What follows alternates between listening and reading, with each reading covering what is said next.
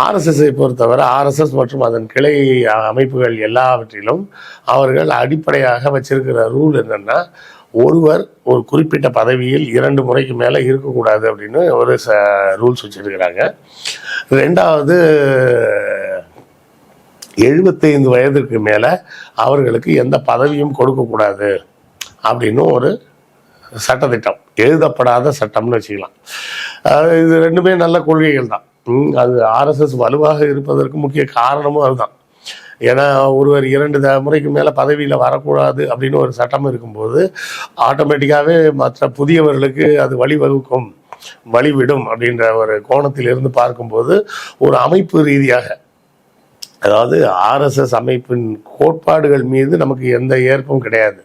ஆனால் அதே நேரத்தில் அங்கே சில நல்ல விஷயங்கள் வச்சிருக்கிறாங்க. அதாவது அந்த இயக்கம் சார்ந்து சில விஷயங்கள் நல்ல விஷயம் அப்படின்னு பார்த்தோம்னா இந்த விஷயம் நல்ல விஷயம்தான். 2 முறைக்கு மேலே ஒருத்தர் அந்த பதவியில் வரக்கூடாது, தொடரக்கூடாதுன்னு ஒரு சட்டத்தை கொண்டு வந்தால் மற்றவர்களுக்கு வழிவிடுவதற்கு வசதியாக இருக்கும் அப்படிங்கிறது ஒரு கோட்பாடு. ஆனால் அது எல்லா நேரத்திலும் ஒர்க் ஆகுமா அப்படின்னு கேட்டிங்கன்னா ஒர்க் ஆகாது.